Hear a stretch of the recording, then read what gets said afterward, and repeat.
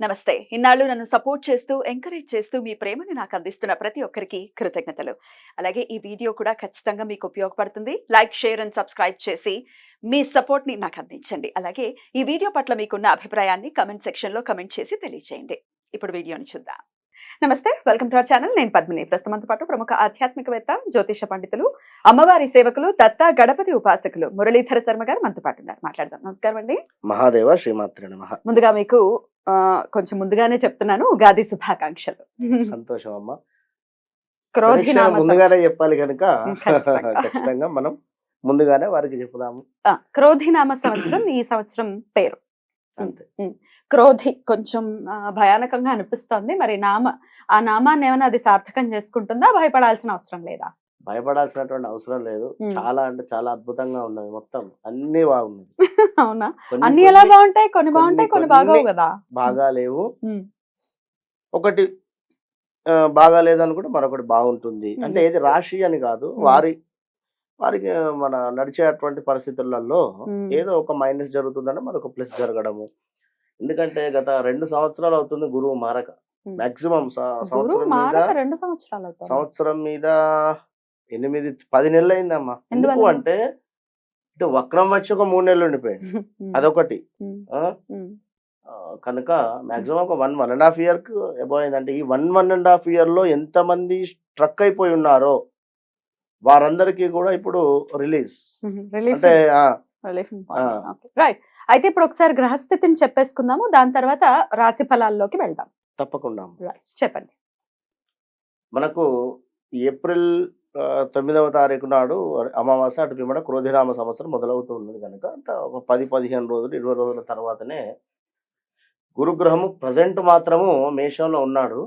ఇక్కడ నుండి వృషభానికి షిఫ్ట్ అయ్యేటువంటి పరిస్థితి. కరెక్ట్ గా కూడా మే 1 నుండి 2వ తారీఖు ఆ ప్రాంతంలోనే వెళ్ళిపోతున్నాడు. అయినప్పటికీ కూడా మనకు ఏప్రిల్ నుండే రిజల్ట్ ఇవ్వడం స్టార్ట్ అవుతుంది. ఏప్రిల్ 2nd వీక్ నుండే. కనుక గురుగ్రహం వచ్చేసి మనకు ఇక్కడ మేషానికి అంటే 2వ స్థానంలో, ఇలా ప్రతి గ్రహానికి మనం దాన్ని చూద్దాం. ఇక శని భగవానుడు అంటే ఇప్పట్లో మారేది లేదు. శని భగవానుడు ఇప్పట్లో మారేది లేదు, కానీ వక్రం తిరిగేది ఉంది. మళ్ళీ వక్రం తిరిగేది ఉంది. అప్పుడు ధనస్సు రాశి వారికి మరలా మకర రాశి వారికి ఇబ్బందులు ఉన్నాయి. ఎలాగో మకర రాశి వాళ్ళు ఏళ్ళనాటిసంలోనే ఉన్నారుగా. అయినా వక్ర చూప లేకపోతే వక్ర గతి కూడా ఉందా? సంపూర్ణ వక్ర దృష్టి మాత్రం. వక్రం తిరగడము అంటే కంప్లీట్ గా వెనక్కి రాడు కానీ వక్రం. అప్పుడు ధనస్సు రాశి వారికి, అదే విధంగా మకరానికి, ఇక రాహుకేతువులు అంటే ఇప్పట్లో వారిని వారు కదిలేటువంటి పరిస్థితి లేదు కనుక అవి ఇచ్చేటువంటి రిజల్ట్స్ కొన్ని గ్రహాలకు, రాశులకు ఏ విధంగా ఉంటుంది అనేటువంటి విషయం చూసుకుందాము. మెయిన్ ఏమిటి అంటే గురువు చాలా పెద్ద గ్రహం ఇది. శని భగవానుడు గురుగ్రహము కనుక ఇప్పట్లో శని భగవానుడు మారటం లేదు కనుక శనికి సంబంధించినటువంటి రిజల్ట్ ఎవరైతే పొందుతూ ఉన్నారో అవి అలాగే ఉంటవి. అదనంగా గురువు మూలకంగా వీరికి ప్లస్లు జరిగేటువంటి ఉన్నవి, మైనస్లు జరిగేటువంటి ద్వాదశ రాశులకి కూడా.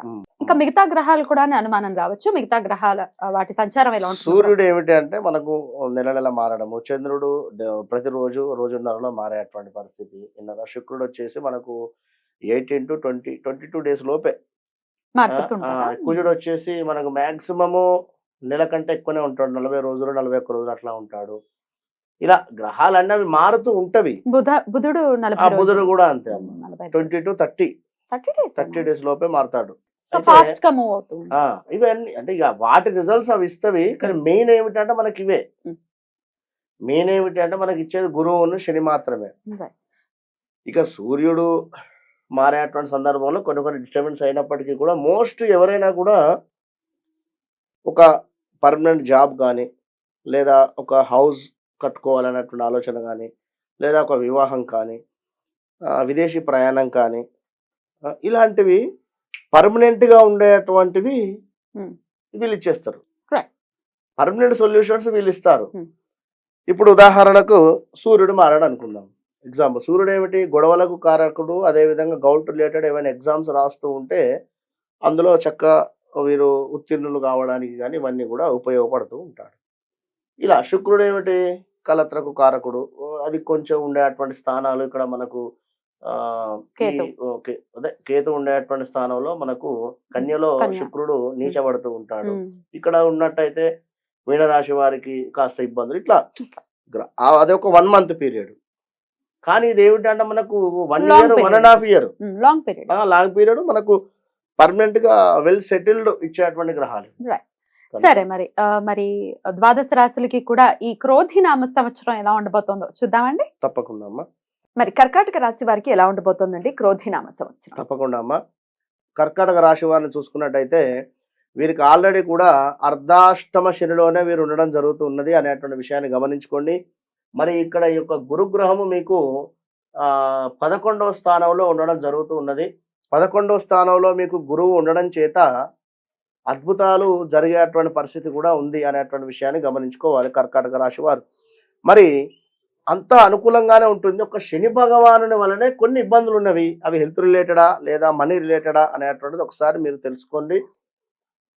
మరి కర్కాటక రాశి వారికి సంబంధించి గురుగ్రహానికి ఏకాదశ స్థానంలో ఉండడం చేత అద్భుతమైనటువంటి ఫలితాలు ఉన్నాయి. మరి వీరికి వచ్చేసి ఆదాయం 14, వ్యయము 2గా కూడా గోచరిస్తూ ఉంది.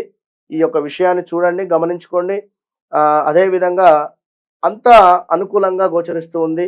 తలచిన కార్యాలన్నీ కూడా జరిగేటువంటి పరిస్థితి, బంధుమిత్రుల కలయిక, అదేవిధంగా అన్నతమ్ములతో చక్కగా కూడా కూడి ఉండడము, సంఘమునందు మీ యొక్క గౌరవము అద్భుతంగా ఉండేటువంటి పరిస్థితి, సంతానం లేని వారికి సంతానం కలిగేటువంటి పరిస్థితి, నూతన వ్యాపారం మందు అభివృద్ధి, ప్రతి వ్యాపారం మందు మంచి లాభాలు, శుభవార్తలు వినేటువంటి పరిస్థితి, ఇంటి యందు ఒక పండుగ వాతావరణాన్ని సృష్టించుకునేటువంటి పరిస్థితి గోచరిస్తుంది. కాంట్రాక్ట్ ఫీల్డ్లో ఉండేటువంటి వారికి చక్కటి ఆదాయము, మంచి కాంట్రాక్ట్ బిజినెస్ దొరకడం కావచ్చును, వ్యాపారం అందు మంచి విజయాలు, అదేవిధంగా ఎగుమతి దిగుమతి వ్యాపారం చేసుకునేటువంటి వారికి అంత అనుకూలంగా ఉంది. విద్యార్థులకు మంచి ర్యాంకులు, అదేవిధంగా ఉద్యోగం మంచి ర్యాంకుతో పాటుగా ఉద్యోగము అంటే జాబ్ ప్లేస్మెంట్స్ దొరకడం కానీ, లేదా ఉద్యోగ ప్రయత్నాలలో ఉండేటువంటి వారికి ఉద్యోగ ప్రాప్తి దొరికేటువంటి పరిస్థితి. ప్రమోషన్స్ కూడా ఆగిపోయాయండి. గత 2 ఏళ్ల నుండి 3 ఏళ్ల నుండి ప్రమోషన్ రావడం లేదు అనేటువంటి వారికి ఈ నెలలో, ఈ యొక్క 2024లో క్రోధినామ సంవత్సరం స్టార్టింగ్ అప్పుడు నుండి 2-3 నెలలలో తప్పకుండా కూడా వచ్చేటువంటి పరిస్థితి అయితే గోచరిస్తూ ఉంది. మీ యొక్క ఆనందముకి అయితే అవధులు లేవు అని చెప్పుకోవచ్చు ఈ యొక్క కర్కాటక రాశి వారికి. ఇంకా చూసుకున్నట్టయితే మీకు అప్పగించినటువంటి పనులు సక్రమంగా కూడా నెరవేర్చుకునేటువంటి పరిస్థితి, ఇష్టమైనటువంటి వస్తువులు, బంగారము, అదేవిధంగా వాహనాలు, అదేవిధంగా స్థిరాస్తులు కొనుట, కుటుంబంతో కలిసి దేవతా పూజలు చేయుట, తీర్థయాత్రలు, విదేశీ ప్రయాణాలు కూడా గోచరిస్తూ ఉన్నాయి. శక్తికి మించినటువంటి పనులు చేయడము, ఉన్నతంగా అద్భుతంగా కూడా విలాసవంతమైనటువంటి జీవితాన్ని గడపాలి అనేటువంటి వాతావరణము. అసలు కర్కాటక రాశి అంటేనే, కర్కాటక లగ్నం కానీ కర్కాటక రాశి అన్నా కూడా అంతా కూడా అబ్రాడ్ అంటే ఇది ఒక ఫ్లైట్ జర్నీ లాంటిది. ఫ్లైట్ జర్నీ చేస్తే ఎంత అద్భుతమైనటువంటి థ్రిల్ ఉంటుందో ఆ విధంగా వీరికి ప్రతి సెకండ్ థ్రిల్ కావాలి అనేటువంటి ఆలోచన ఉంటుంది. ఎందుకు అంటే ఒక అద్భుతంగా అంటే ఎప్పుడు గొప్పగా ఉండాలి అనేటువంటి ఆలోచన, అద్భుతంగా ఉండాలి అనే తగ్గకుండా అట్లా అన్నట్టుగా. ఇక ప్రభుత్వ పనులు కావచ్చు, ఇవన్నీ కూడా అద్భుతంగా ఉన్నవి. అయితే ఇక్కడ ఒక విషయాన్ని గమనించుకోండి. శని భగవానుడు మీకు 8వ స్థానంలో ఉండడం చేత అష్టమ శని వలన కొన్ని ఇబ్బందులు అయితే గోచరిస్తున్నాయి. అవి ఏమిటి అంటే ఆర్థిక వ్యవహారంలో, అదేవిధంగా రాజకీయం అందు ఎవరైనా, ఇప్పుడు రాజకీయాలు ఉన్నాయి కనుక ఈ యొక్క రాజకీయ రంగంలో ఉండేటువంటి వారికి కాస్త మైనస్ వాతావరణంగా ఉంది. అదేవిధంగా ఆశించిన పదవులు కూడా దక్కకపోయేటువంటి పరిస్థితి ఉంది. కొన్ని ఊహించని సంఘటనలు ఎదురయ్యేటువంటి పరిస్థితి ఉంది. నమ్మి ఎవరికైనా డబ్బులు ఇచ్చినా కూడా అవి రాని పరిస్థితి. నూతన వ్యక్తులందు కాస్త జాగ్రత్తగా ఉండాలి. మితిమీరిన ఆత్మవిశ్వాసం వల్ల కాస్త మీ యొక్క పనులు చెడిపోయేటువంటి పరిస్థితి. కొన్ని చిల్లర తగాదాలు కూడా గోచరిస్తూ ఉన్నాయి. ఇంకా కోపాన్ని కాస్త తక్కువ చేసుకుంటే మంచిది. కోపం అధికంగా వచ్చేటువంటి పరిస్థితి, మానసిక చింతన, హెల్త్ రిలేటెడ్ ప్రాబ్లమ్స్, ఎవరికి తక్కువ అంచనా చేయవద్దు. ఎప్పుడు కూడా చేయి పనులందు ఒత్తిడి అధికంగా ఉండేటువంటి పరిస్థితి, అయినా కూడా శ్రమకు తగినటువంటి ఫలితం ఉంటుంది. ఆర్భాటాలకు విపరీతంగా ధనాన్ని ఖర్చు చేయకండి, చేసేటువంటి పరిస్థితి ఉంది. చేయి పనులు అస్తవ్యస్తముగా సాగేటువంటి పరిస్థితి గోచరిస్తూ ఉంది. మొత్తం మీద ఏమిటి అంటే సెంటిమెంటెడ్ వస్తువులు ఏమైనా ఉన్నట్టుంటే, ఒక బంగారం కావచ్చును, లైక్ అదేవిధంగా కార్ కావచ్చును, 2 వీలర్ కావచ్చును, ఇవి కొన్ని వస్తువులు అమ్ముకునేటువంటి పరిస్థితి కూడా గోచరిస్తూ ఉంది. సెంటిమెంట్ వస్తువులు అమ్మేటువంటి పరిస్థితి. దుబారా ఖర్చులు మాత్రం గోచరిస్తూ ఉన్నాయి.